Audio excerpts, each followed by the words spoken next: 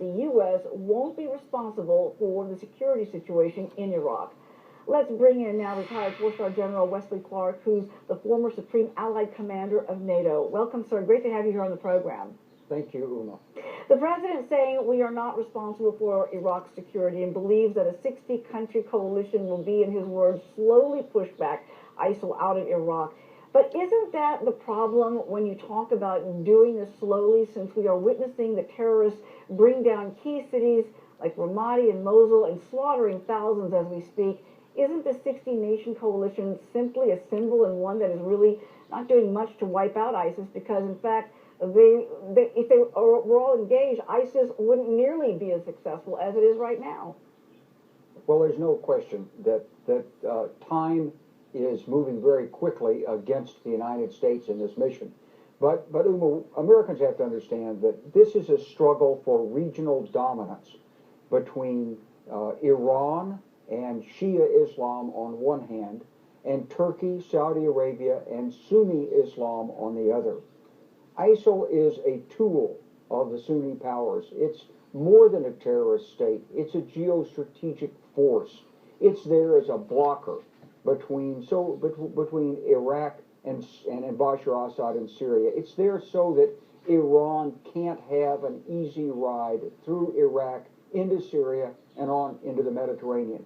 And whether these Sunni powers are actively supporting it, covertly support it, or just have people cheering on the sidelines, there's a lot more to this than simply a terrorist force advancing on Baghdad.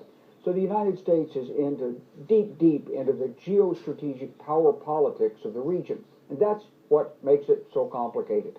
Are you among those who believe that if we had left at least 10,000 U.S. forces in Iraq, that ISIS would not have achieved a foothold and that Iran would not be running the show right now?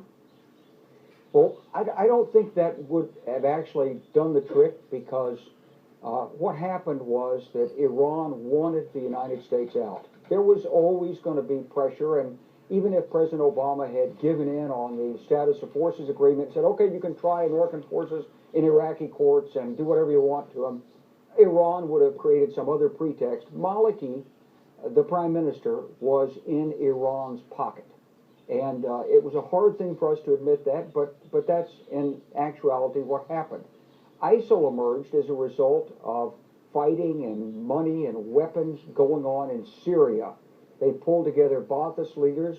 They marched in Syria. They got their momentum up in Syria. And then, with the connivance of other powers, they attacked Mosul. They did that to go after Maliki. And Maliki suffered, and he was removed from office and replaced. And ISIL became like a Frankenstein. It was started for one purpose. It transformed itself. It's become larger than life now, and it's drawing in recruits from all over the world. So it is a problem, but it's more than a terrorist problem. It's a problem for the region, first and foremost, and it's got to be dealt with in the context of the transformation and the modernization of Islam, as well as the geostrategic competition between Iran, Turkey, and Saudi Arabia. So you don't think leaving some of our troops there would have at least slowed them down? I don't think we would have accomplished much with 10,000 troops there, because honestly, the momentum was up with ISIL in Syria. So it wasn't about Iraq at all. And unless you had taken those 10,000 troops, pulled them out of their bases all over Iraq, pulled them away from Baghdad and Basra and Karbala, and shoved them into Mosul in combat at the last minute, you might not have accomplished anything. Look, the Defense Secretary Ash Carter called it right. The Iraqi force under this government of Iraq is demoralized. It doesn't want to stand and fight. The reality is, in this region, the fighting is being done by zealots on both sides.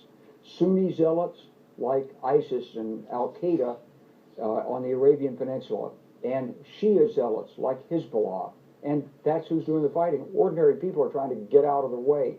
And that's one of the problems that the Iraqi government has in trying to motivate its armed forces. I want to ask you about this. I mean, General Dempsey made some news this week with remarks that the administration was surprised by just how focused ISIS was in its bid to seize control of key areas like Mosul. And here's what he had to say. I'd like for our audience to take a listen for a minute.